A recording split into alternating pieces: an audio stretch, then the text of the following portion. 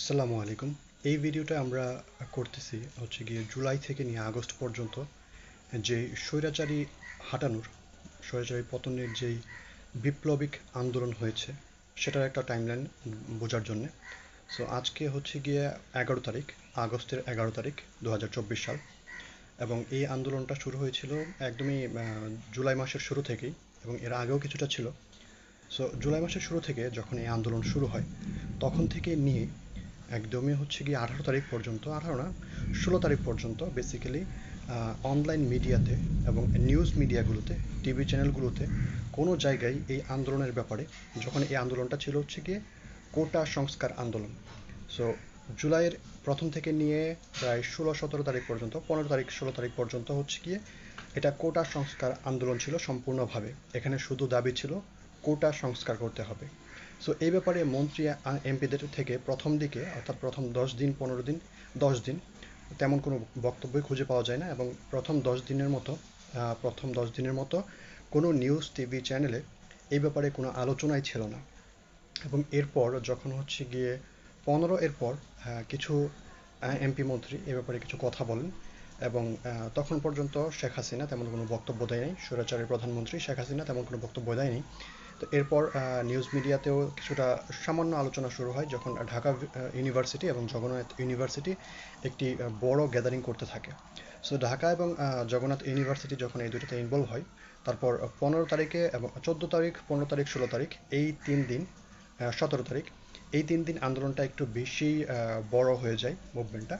তারপর হচ্ছে গিয়ে আমরা 18 তারিখে দেখতে পাই যে বাংলাদেশের সাবেক সরকার স্বৈরাচারী শেখ হাসিনা, তিনি হচ্ছে গিয়ে আমাদের যে ইন্টারনেট কানেকশন আছে সেটা অফ করে দেয়। এবং অনেক জায়গাতে টিভি চ্যানেলগুলো যেগুলো আছে সেগুলোর কানেকশন অফ করে দেওয়া হয়। হয়তো দলীয় ক্যাডারদের মাধ্যমে করা হয়েছে, সেটা আমাদের জানা নেই। এবং বিভিন্ন জায়গায় হচ্ছে গিয়ে বৈদ্যুতিক সমস্যাও হয়। সো 18 তারিখে যখন ইন্টারনেট বন্ধ করে দেওয়া হয়, সম্ভবত 17 তারিখ হচ্ছে 7জন কি 8জন মানুষ মারা যায়। 16 তারিখ, 17 তারিখ, এই সময়গুলোতে হচ্ছে গিয়ে ঢাকা ইউনিভার্সিটিতে ছাত্রলীগের যেই সন্ত্রাসী সংগঠন আছে বাংলাদেশের, ছাত্রলীগ, তারা, আওয়ামী লীগের সন্ত্রাসী সংগঠন ছাত্রলীগ, তারা হচ্ছে গিয়ে বাংলাদেশের স্টুডেন্টদের উপরে ঢাকা ভার্সিটিতে বিশেষ করে আক্রমণ করে। এবং আমরা দেখতে পাইছি সেখানে হচ্ছে গিয়ে ঢাকা ইউনিভার্সিটিতে আউট অফ স্টুডেন্ট অ্যাকচুয়ালি, যাদেরকে ঢাকা ইউনিভার্সিটির স্টুডেন্টেরা টোকাই লীগ বলতেছিল, অর্থাৎ কিছু ভাড়া করা লোক এনে ঢাকা ইউনিভার্সিটির ভেতরে ছাত্রলীগ সন্ত্রাসী কার্যক্রম পরিচালনা করে এবং সেখানে অনেকে হতাহত হয়। অনেকেই, এবং সেখানে আপনারা ছবি দেখতে পাবেন, যেটা হচ্ছে গিয়ে সেখানে অনেক স্টুডেন্টদেরকে পেটানো হচ্ছে, নারী স্টুডেন্টদেরকে পেটানো হচ্ছে। এই ধরনের অনেক ছবি আপনারা দেখতে পাবেন, ভিডিও আপনারা দেখতে পারবেন। এবং তারপর পরদিন হচ্ছে গিয়ে গুলি চলে এবং সেখানে অনেকগুলো মানুষ মারা যায়। পুলিশ সেখানে অংশগ্রহণ করে, গুলি করে পুলিশ মানুষকে হত্যা করতেছিল, ঢাকা ইউনিভার্সিটির স্টুডেন্টদেরকে গুলি করা হয়েছিল। এবং তারপর 18 তারিখ ইন্টারনেট বন্ধ করে দেওয়া হয়। তো ইন্টারনেট বন্ধ করে দেওয়ার পর প্রায় এক সপ্তাহ, সম্ভবত 25 তারিখ পর্যন্ত ইন্টারনেট কানেকশন ছিল না। এবং এই সময়টাতে কি হয়েছে মোস্ট অফ মানুষ কিছুই জানে না। এবং দেশের বিভিন্ন জায়গায় ওই সময়গুলোতে প্রচুর মানুষ হতাহতের ঘটনা হয়েছে। এবং ওই সময়তে দেখা যাচ্ছে কিছু কিছু জায়গায় 15 জন 20 জন করে মারা গেছে। বাট অফিসিয়ালি নিউজ আসছে 1 জন 2 জন। যেমন আমাদের এখানে যখন মারা গেল প্রায় 7 জন এবং 8 জন, তো 7 8 15 জন। এবং পরবর্তীতে যে ছেলেটা প্রথমে মারা গিয়েছিল তার বাবা মারা যায় রাতে। সো টোটালি হচ্ছে গিয়ে 16 জন মানুষ, বাট আন্দোলনে 15 জন মানুষ মারা যায়। কিন্তু অফিসিয়ালি নিউজ হয়েছিল মাত্র 1 জনের। সো এতগুলো মানুষ মারা যায় এই ব্যাপারে কোনো আলোচনা ছিল না। এবং টিভি মিডিয়াগুলো, টিভি চ্যানেলগুলো এই ব্যাপারে কোনো ধরনের কোনো নিউজ করতেছিল না। তারপর যখন ইন্টারনেট ব্যাক আসে 25 তারিখ কিংবা 26 তারিখ হয়তো, তো ওই সময়টাতে ব্যাক আসার একটা কারণ হচ্ছে গিয়ে বাংলাদেশে যারা বাইরে থাকেন তারা রেমিটেন্স পাঠানো বন্ধ করে দিয়েছিল। এবং আমরা শুনতে পাই যে ওই সময়ে বাইরে যারা ছিল তারা এই ধরনের একটা মুভমেন্ট চালু করেছিল যে রেমিটেন্স বৈধ উপায়ে পাঠাবে না, হুন্ডির মাধ্যমে পাঠাবে। সো যার কারণে রেমিটেন্স আসা অনেক বন্ধ হয়ে গেছিলো। এবং 26 তারিখ কিংবা 27 তারিখ নিউজ করা হয় যে ওই দিন প্রায় 6 দিনেও একদিনের সমপরিমাণ রেমিটেন্স বাংলাদেশে আসেনি। আবার এদিকে বাংলাদেশ ব্যাংকের যে ডলার সংকট হইতেছে সেটা আমরা দেখতে পাই। এবং ওই সময়গুলোতেও আন্দোলনের ব্যাপারে কোনো পজিটিভ নিউজ কোনো মিডিয়াতে আমরা দেখতে পাই নাই। সো এরপর যখন হচ্ছে গিয়ে 5 তারিখে শেখ হাসিনা ক্ষমতা ছেড়ে দিয়ে পালিয়ে যায়, তখন যখন পালিয়ে যায় তখন আমরা দেখতে পাই যে বিভিন্ন মিডিয়াতে যারা এতদিন যাবৎ মাননীয় প্রধানমন্ত্রী বলতেছিল, মাননীয় মাননীয় বলে বিভিন্ন আওয়ামী লীগের স্তুতি গাইতেছিল, এবং এর আগে পর্যন্ত যা কিছু হয়েছে, যতগুলো হত্যার ঘটনা হয়েছে, এ ব্যাপারে কোনো নিউজই নাই তাদের কাছে। এবং আমরা এ ব্যাপারে যদি দেখতে চাই, তাহলে বহির্বিশ্বের যে মিডিয়াগুলো আছে সেখানে আমরা দেখতে পাই যে তারা বিভিন্ন আলোচনা করেছে এই ব্যাপারে। ওইগুলোতে অনেক সময় দেখা গেছে যে বিভিন্ন ধরনের আলোচনা আছে, কিন্তু আমাদের দেশের মিডিয়াতে তেমন কোনো আলোচনাই খুঁজে পাওয়া যায় না। এরপর যখন কোটা আন্দোলন থেকে আস্তে আস্তে দফা বাড়তে থাকে, প্রথমে সেটা 7 দফা হয়, তারপর 8 দফা, তারপর 9 দফা, এবং 9 দফা থেকে শেষে হয়ে যায় এটা 1 দফা। সো প্রথমে আন্দোলনটা ছিল কোটার জন্য, তারপর আন্দোলন ছিল হচ্ছে যারা হামলা করেছে, ছাত্রলীগ, টোকাই লীগ যাদেরকে বলা হচ্ছিল, তাদের বিচারের জন্য। তারপর যখন পুলিশ সেটাতে ইনভলভ হয়, তখন সেখানে যুক্ত করা হয় পুলিশের বিচারের জন্য। তারপর এখানে বিজিবি যুক্ত হয়, তখন বিজিবিদের ব্যাপারে কথা বলতে থাকে, এবং তারপর দেখা যায় যে র্যাব, বিজিবি এবং পুলিশ তারা সবাই মিলে যৌথ অভিযান চালাচ্ছে, এবং অনেকে স্নাইপার শট করা হচ্ছে। আমরা দেখতে পাই যে অনেকগুলো ছবি আছে যেখানে দেখা গেছে যে ওই আন্দোলনের সময়, মুভমেন্টের সময়, বাংলাদেশের পুলিশ, বিজিবি এবং র্যাব তারা মিলে স্নাইপার শট করে স্টুডেন্টদেরকে হত্যা করতেছে। অ্যান্ড মাস মার্ডারের একটা অবস্থা ভিডিওগুলো পরবর্তীতে যখন ইন্টারনেট ফিরে আসে তখন আমরা দেখতে পাই। সো ওই সময় তারপর যুক্ত করা হয় তাদের বিচারের ব্যবস্থা, এবং যাদের জন্য এই ব্যবস্থা হয়েছে অর্থাৎ স্বরাষ্ট্রমন্ত্রী, তার পদত্যাগ, এবং ইন্টারনেট বন্ধ করার কারণে সেখানে যুক্ত হয় ডাক ও টেলিযোগাযোগ মন্ত্রী, যিনি জুনায়েদ হাসান পলক নামে পরিচিত, তিনি, এবং আরাফাত এবং আরও বিভিন্ন যে নেতারা আছে তাদের পতনের জন্য, তাদের পদত্যাগের জন্য আন্দোলন হতে থাকে, এবং সেটা যেতে যেতে 9 দফাতে যায়। এবং 9 দফা যেদিন দেওয়া হয় ওই দিনই আবার দেখা গেছে বলা হয়েছিল যে কাউকে গুলি করবে না, কিন্তু 9 দফা যেদিন দেওয়া হয় ওই দিনই আবার মানুষকে গুলি করা হয়, এবং সেদিন খুব সম্ভবত 32 জন মানুষ মারা গিয়েছিল। দুঃখিত, হ্যাঁ, তো 32 জনের মতো মানুষ মারা গেছে। তারপর দিন যখন 1 দফা আন্দোলনে ডাক দেওয়া হয়, 1 দফা আন্দোলন মানে হচ্ছে গিয়ে সরকার পদত্যাগ, শেখ হাসিনার পদত্যাগের জন্য আন্দোলন করা শুরু হয়। তো ওই দিন যেদিন শেখ হাসিনার পদত্যাগের জন্য ডাক দেওয়া হয়, সেই দিন এই দিনটা ছিল অ্যাকচুয়ালি পরবর্তীতে, কিন্তু এটাকে একদিন আগে নিয়ে আসা হয়, কারণ হচ্ছে গিয়ে যখন দেখা যায় যে মানুষকে হত্যা করা হচ্ছে, তখন শেখ হাসিনার পদত্যাগের জন্য যে আন্দোলন শুরু হয় সেটা হয়। এবং ওই দিন 1 দফা যেদিন দেওয়া হয়, যেদিন 1 দফা শুরু হয়, ওই দিন প্রায় 102 জন, অফিসিয়াল রেকর্ডে 102 জনের উপর মানুষ মারা যায়, এবং এর পরবর্তী দিন আরও প্রায় 32 কি 30 জন মানুষ মারা যায়।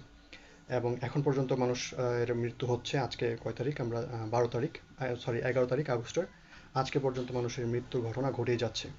তো 5 তারিখে যখন হচ্ছে গিয়ে শেখ হাসিনা ক্ষমতা ছেড়ে দিয়ে পালিয়ে যায়, তখন আমরা দেখতে পাই যে ওই মিডিয়াগুলো আস্তে আস্তে কথা বলতে থাকে। বাট সম্ভবত 5 তারিখ যখন শেখ হাসিনা ক্ষমতা ছেড়ে দেয়, এর কিছুক্ষণ আগে তার ছেলে সজীব ওয়াজেদ জয়, সে একটা ভিডিও দেয়। সে ভিডিওতে দেখতে পায় যে সে বলে যে সে, অর্থাৎ তার পরিবার, শেখ হাসিনা পরিবার, শেখ মুজিব পরিবার আর রাজনীতিতে থাকবে না, বাংলাদেশের কি হবে তারা সেটা দেখবে না। এবং পরবর্তীতে সে আবার যখন 2-3 দিন পর, সম্ভবত 2 দিন পর, আবার যখন সে ভিডিও দেয়, ভিডিও বার্তা দেয়, সেখানে সে বলতেছে যে তার মা রাজনীতিতে ফিরে আসবে, সে রাজনীতিতে ফিরে আসবে, এই ধরনের বক্তব্য দিতে থাকে। এবং যখনই তারা এই ধরনের বক্তব্য দিতে থাকে, তখন আমরা দেখতে পাই যে মিডিয়াগুলো শেখ হাসিনার পতনের পর, অর্থাৎ 5 তারিখের পরবর্তীতে পোল্টি মেরেছিল, অর্থাৎ যারা হচ্ছে গিয়ে ক্ষমতার ব্যাপারে এতদিন যাবৎ তারা যে মিডিয়া করতেছিল, নিউজ করতেছিল না, মানুষ হত্যার ব্যাপারে কোনো নিউজ করতেছিল না, যে আক্রমণগুলো হচ্ছিল এই ব্যাপারে কোনো নিউজ করতেছিল না, এই জন্য আপনি নিউজ মিডিয়াতে এগুলো খুঁজে পাবেন না। এখানে শুধু এক্সপেক্ট হচ্ছে যমুনা টেলিভিশন, যমুনা টেলিভিশন ছাড়া বাকি সব টিভি হচ্ছে গিয়ে এই অবস্থায় ছিল, এবং 3টি কি 4টি টেলিভিশন বন্ধ করে দেওয়া হয়, সম্ভবত 3টি টেলিভিশন বন্ধ করে দেওয়া হয় বাংলাদেশের যেই অবৈধ সরকার ছিল তাদের আদেশে। তো এরা ছাড়া বাকি সবাই হচ্ছে গিয়ে সরকারের স্তুতি গাইতেছিল, এবং দেশের অবস্থা নর্মাল, এভরিথিং ইজ ফাইন, কোথাও কোনো সমস্যা নেই। এবং আপনি যদি 5 তারিখে সকালবেলা, অর্থাৎ 12টার আগে পর্যন্ত যে নিউজগুলো আছে সেগুলো দেখতে পান, সেখানেও আপনি দেখতে পাবেন যে everything is fine, everything is normal, কোথাও কোনো সমস্যা নেই, আন্দোলন দমন হয়ে গেছে, এভরিথিং ইজ ক্লিয়ার, এই ধরনের মিডিয়াতে বক্তব্য আসতেছিল। এবং তারপর যখন সরকার পতন হয়, তখন হচ্ছে গিয়ে তারা আবার সুর পাল্টায়, দেখা যায় যে শেখ হাসিনা পদত্যাগ করেছে, এই ধরনের বক্তব্য দিতে দিতে তারা আন্দোলনের কিছুটা প্রচার প্রচারণা করতেছিল। কিন্তু তারপর যখন সজীব ওয়াজেদ জয় আবার ঘোষণা করে যে তারা রাজনীতি ব্যাক করবে, তখন থেকে দেখা যাচ্ছে এই মিডিয়াগুলো আবার তাদের সেই পূর্বের চরিত্রে ফিরে আসে। এবং ওই সময় যখন সজীব ওয়াজেদ জয় ঘোষণা করে যে তারা ফিরে আসবে, তখন থেকে আমরা দেখতে পাচ্ছি যে এখন পর্যন্ত আজকে 12 তারিখ পর্যন্ত সংখ্যালঘুদের বাড়িতে হামলা হচ্ছে বলে বিভিন্ন গুজব প্রচার করা হচ্ছে। যদিও এখানে আওয়ামী লীগ হিন্দু সদস্যদের উপরে হামলা করা হচ্ছে, কিন্তু কেন এইভাবে প্রচার করা হচ্ছে আমাদের জানা নেই। যে পুরো ব্যাপারটা হচ্ছে গিয়ে রাজনৈতিক হামলা, অর্থাৎ যেই আওয়ামী সন্ত্রাসী লীগ আছে তাদের যে হিন্দু সদস্য আছে তাদেরকে যখন আক্রমণ করা হচ্ছে, সেটাকে সাধারণ হিন্দুরা হিন্দুদের উপর নির্যাতন নিপীড়ন বলে প্রচার করতেছে। এবং ভারতীয় মিডিয়া প্রচুর পরিমাণে প্রোপাগান্ডা ছড়াচ্ছে, যেখানে দেখা যাচ্ছে যে বিভিন্ন মুসলমানদের বাড়ি, বিভিন্ন মুসলমানদের উপরে যে নির্যাতন হচ্ছে সেগুলোকে সনাতনীদের উপরে নির্যাতন হচ্ছে বলে প্রচার করতেছে। এবং অনেক বছর আগের কোনো ভিডিও কিংবা কোনো একটা ভিডিও যেখানে হচ্ছে গিয়ে বিভিন্ন ধরনের মুসলমানদেরকে অত্যাচার করা হচ্ছে, এবং একটি রেস্টুরেন্টে আগুন দেওয়া হয় যেটা দেখতে কিছুটা মন্দিরের মতো, সেটাকে মন্দির পুড়ে ফেলছে বলে আগুন নিউজ মিডিয়াতে প্রচার করা হচ্ছিল। এবং 11 তারিখ আমরা দেখতে পাই যে সেখানে শাহবাগে এবং চিটাগাঙে সনাতনীরা জয় শ্রীরামের ধ্বনিতে হচ্ছে গিয়ে পুরো এলাকা দখল করে, এবং সেখানে তারা 7 দফা, প্রথম বলা হয় প্রথমে 4 দফা, তারপর বলে 7 দফা, এই তারপর দেখা যায় যে 1 দফা ইত্যাদি বিভিন্ন ধরনের দফা দাঁড়িয়ে তারা স্লোগান দিতে থাকে, আন্দোলন করতে থাকে। তো আজকে 12 তারিখ, আজকে কি অবস্থা এখন পর্যন্ত আমাদের জানা নেই। 11 তারিখে হচ্ছে গিয়ে বাংলাদেশে এর আগে সেনা কু হওয়ার চেষ্টা করা হচ্ছিল, 11 তারিখে জুডিশিয়াল কু করার চেষ্টা করা হচ্ছিল। তারপর জুডিশিয়াল কু এর অবস্থা থেকে যখন এই নিউজটা যখন লিক হয়ে যায়, তখন ছাত্ররা আন্দোলন করে যে বিচারপতি আছে তাদেরকে পদত্যাগ করায়। সো আজকে আবার নতুন বিচারপতি শপথ গ্রহণ করেছে। তো এই হচ্ছে বর্তমানে এখন পর্যন্ত অবস্থা। এখন পর্যন্ত আমরা দেখতে পাচ্ছি যে এর ভিতরে আবার যে জিনিসটা হচ্ছে সেটা হচ্ছে গিয়ে গোপালগঞ্জে এবং আরও একটা কোনো জেলায়, আমার ঠিক খেয়াল নেই, 2টা জেলায় এখন পর্যন্ত শেখ হাসিনাকে ফিরিয়ে আনার জন্য আন্দোলন করা হয়েছে। এবং গতকাল 11 তারিখ সেনাবাহিনীর উপরে হামলা করা হয়েছে এবং সেনাবাহিনীর 2টি গাড়ি পুড়িয়ে দেওয়া হয়েছে। এই হচ্ছে বর্তমান অবস্থা। এবং আমরা দেখতে পাচ্ছি বর্তমানে বিভিন্ন ধরনের আওয়ামী লীগের নেতাকর্মীদের বাড়িতে হামলা হচ্ছে। এর ভিতরে আমি একটা জিনিস মিস করলাম, সেটা হচ্ছে গিয়ে সরকার পতনের পর থেকে নিয়ে এখন পর্যন্ত বিভিন্ন জায়গায়, আজকে যদিও শোনা যায়নি তেমন একটা ঘটনা, কিন্তু 11 তারিখ পর্যন্ত, অর্থাৎ 5 তারিখ থেকে 11 তারিখ পর্যন্ত আমরা শুনতে পাইছি বিভিন্ন জায়গায় ডাকাতদের আক্রমণ হচ্ছে এবং সংখ্যালঘুদের ওপর হামলা হচ্ছে। অ্যান্ড আরও ইন্টারেস্টিং ব্যাপার হচ্ছে, আপনারা টুইটারে খুঁজে পাবেন এই ভিডিওগুলো, যেখানে দেখা যাচ্ছে যেসব ডাকাতদেরকে ধরা হচ্ছে তারা, তাদেরকে যখন সেনাবাহিনী কিংবা জনগণ মারপিট করতেছে তখন তারা স্বীকারোক্তি দিতেছে তারা অ্যাকচুয়ালি আওয়ামী লীগ এর যে নেতাকর্মী আছে তাদের নির্দেশে তাদেরকে টাকা পয়সা দেওয়া হয়েছে, সেই নির্দেশে তারা হচ্ছে গিয়ে এই সংখ্যালঘুদের বাড়িতে হামলা করতেছে এবং ডাকাতি করতেছে। অ্যান্ড তারা সংখ্যালঘুদের বাড়িতে যখন হামলা করতেছে তখন তাদেরকে নিজেদেরকে পরিচয় দিচ্ছে বিএনপির লোক হিসেবে। এবং ডাকাতির সময়ও দেখা যাচ্ছে অনেক সময় যখন শুরু হয় তখন আওয়ামী লীগের নেতাকর্মীরা এবং বাংলাদেশে যে আওয়ামী লীগের সাধারণ মানুষেরা আছে তারা প্রচার করতে থাকে যে এখানে সংখ্যালঘুদের উপরে বিএনপি জামাত এবং যে ডাকাতি হচ্ছে সেটাও বিএনপি জামাত জড়িত, তারা হচ্ছে এগুলো করতেছে। সো এই বিষয়টা মিস করেছিলাম, এটা আমি বলে দিলাম। সো আজকে 12 তারিখ পর্যন্ত দেশের হচ্ছে এই বর্তমানে অবস্থা। অ্যান্ড আমরা দেখতে পাচ্ছি বর্তমানে ডাকাতির অবস্থাটা কিছুটা কমে গেছে। তারপর আজকে আবার ইসলামিক ব্যাংক বাংলাদেশ যেটা আছে সেখানে হচ্ছে গিয়ে কার্যালয়ে গুলি বর্ষণ হয়েছে এবং সেখানে 6 জন কর্মকর্তা হচ্ছে গিয়ে মৃত্যুবরণ করেছে, গুলিবিদ্ধ হয়েছে। সো এই হচ্ছে বর্তমান অবস্থা। আজকে এখন কয়টা বাজে আমি একটু দেখতেছি, এখন হচ্ছে 2টা 42, 12ই আগস্ট 2024। সো এই বর্তমান অবস্থা। আমরা এখন দেখব যে সনাতনীদের কী অবস্থা হয়। এর ভিতরে আরেকটা জিনিস জানিয়ে দেওয়া প্রয়োজন, সেটা হচ্ছে গিয়ে সনাতনীদেরকে বাঁচানোর জন্য বাংলাদেশের আলেম সমাজ থেকে, মাদ্রাসা থেকে এবং সাধারণ ছাত্র জনতা তাদের মন্দিরগুলো পাহারা দিয়েছে, সেটার ছবি আপনারা প্রচুর দেখতে পাবেন।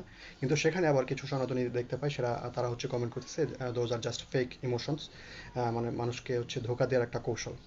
সো এই অবস্থায় আমরা আছি বর্তমানে, বাংলাদেশের বর্তমান কন্ডিশন হচ্ছে এরকম, অনেকটাই নর্মাল হয়ে গেছে। এখন সনাতনীরা তাদের আন্দোলন কী করবে সেটা দেখার বিষয়।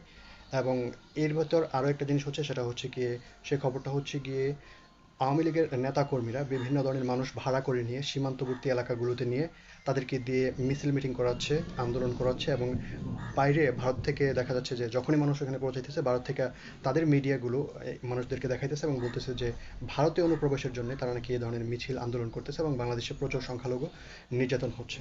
সো এই হচ্ছে অবস্থা। এর ভিতরে আমরা সর্বশেষ আল জাজিরাতে বাংলাদেশের হিন্দু জোটের মহাসচিব যে, তার বক্তব্য হচ্ছে এই আন্দোলনগুলো সম্পূর্ণ হচ্ছে গিয়ে রাজনৈতিক, এগুলো ধর্মীয় সন্ত্রাসী কর্মকাণ্ড নয়। যেগুলো হচ্ছে গিয়ে সংখ্যালঘুদের বাড়িতে যে হামলাগুলো হচ্ছে এই হামলাগুলো হচ্ছে গিয়ে সম্পূর্ণ রাজনৈতিক হামলা, কোনো ধর্মীয় হামলা নয়। এবং তিনি এনশিওর করেছেন তাদের যেই সংগঠন আছে ইসকনের 350টি মন্দিরের কোনোটিতেই হামলা করা হয়নি, কোনোটাতে ভাঙচুর করা হয়নি, কোনো কিছুই করা হয়নি। হিন্দু ঐক্যজোটের নেতাদের বাড়িতে আক্রমণ করা হয়েছে। হিন্দু ঐক্যজোটের নেতারা হচ্ছে ওই নেতা যারা ছাত্রদের বিরুদ্ধে একটি ঘোষণাপত্র জারি করেছিলেন এবং তাদেরকে রাজাকার বলেছিলেন, এবং যারা নিজেদেরকে রাজাকার পরিচয় দিয়েছে তাদেরকে শাস্তির আওতায় আনতে বলা হয়েছিল, এবং সেই সাথে তাদেরকে সকল ধরনের সরকারি সুযোগ সুবিধা থেকে দূর করার যেই একটি নোট তারা প্রকাশ করেছিল তাদের হিন্দু ঐক্যজোট থেকে। সো হিন্দু ঐক্যজোটের একজন সদস্যের বাড়িতে, যারা মূলত আওয়ামী লীগ, তাদের বাড়িতে হামলা হয়, এবং সেটাকেও তারা সনাতনীদের উপর এবং সংখ্যালঘুদের উপর হামলা হিসেবে প্রচার করতেছে। এইটা আমরা দেশভক্তের কিছু ভিডিও দেখছিলাম, সেখানে তিনি এই যেই অবস্থাটা ছিল, স্বৈরাচারী আন্দোলন পতনের যে আন্দোলন, কোটা আন্দোলন থেকে স্বৈরাচার পতনের আন্দোলন, এই সময়টাতে তার তিনটা ভালো ভালো ভিডিও আসছিল, বা চতুর্থ ভিডিওতে সে হচ্ছে গিয়ে ডেইলি স্টার এবং প্রথম আলো, যারা একদমই স্বঘোষিত আওয়ামী ফ্যাসিস্টের দালাল, তাদের থেকে রেফারেন্স নিয়ে হিন্দু ঐক্যজোটের যে রেফারেন্স, সেখান থেকে দেখা গেছে সে দেখাচ্ছে যে বাংলাদেশে কিছু হিন্দুদের উপর, সনাতনীদের উপর আক্রমণ হচ্ছে। কিন্তু কথা হচ্ছে এগুলো হিন্দু সনাতনীদের উপর আক্রমণ নয়, বরং সম্পূর্ণভাবে রাজনৈতিক হামলা। রাজনৈতিক হামলা হিন্দু সনাতনী যারা সংখ্যা লঘু গোষ্ঠীর আওয়ামী লীগের সদস্য, তাদের উপরে হামলা হয়েছে, এবং সেটাকেই তারা হিন্দুদের উপরে হামলা বলে চালিয়ে দিচ্ছে। দেখা যাক আজকে, পরবর্তীতে, কিংবা আজকে সনাতনীদের কি অবস্থা হয়, তারা কি এখনো এই অবস্থাতেই থাকে কিনা, বাংলাদেশে কি তারা বাংলাদেশি হিসাবে থাকতে চায় কিনা, সেটা দেখতে হবে। অ্যান্ড অ্যানাদার ইম্পর্টেন্ট থিং, সেটা হচ্ছে গিয়ে যে তারা প্রত্যেকটি জায়গায় জয় শ্রীরাম ধ্বনি দিচ্ছে, যেটি ভারতের বিজেপি আরএসএস এর ধ্বনি, যেখানে হচ্ছে গিয়ে তারা সন্ত্রাসী কার্যক্রমের জন্য এই ধ্বনি দেয়, এবং মুসলমানদের পেটানোর সময় এই ধ্বনি ব্যবহার করে। এছাড়াও তারা যে স্লোগানগুলো ব্যবহার করছে আমরা দেখতে পাই, যখন আন্দোলনের সময়ে ছাত্রলীগ আওয়ামী লীগ যে স্লোগানগুলো ব্যবহার করেছিল, ঠিক সেই স্লোগানগুলোই তারা তাদের এখন যেই অবস্থান কর্মসূচি সেগুলোতে ব্যবহার করতেছে। তো আই ডোন্ট নো তারা কারা, তারা কি আসলে সনাতন ধর্মের অনুসারীরা, নাকি আওয়ামী লীগের মানুষেরাই আসলে সংখ্যালঘু সেজে এখানে চলে এসেছে ওই জন্য। ধন্যবাদ, আসসালামু আলাইকুম। এই হচ্ছে এখন পর্যন্ত এই আন্দোলন এবং বর্তমান যে বিপ্লব হয়েছে সেটার আপডেট, এবং এর মাঝে আমি সেটা যুক্ত করতে চাইবো, সেটি হচ্ছে বিপ্লব আসলে সম্পূর্ণ হয় নাই এখনো পর্যন্ত। সরকারের অনেক কিছুই বহাল রয়েছে, প্রশাসনের অনেক কিছুই বহাল রয়েছে, এবং বাংলাদেশের রাষ্ট্রপতি যিনি শেখ হাসিনা সরকার কর্তৃক মনোনীত, সেও এখন পর্যন্ত বহাল রয়েছে। ধন্যবাদ, আসসালামু আলাইকুম।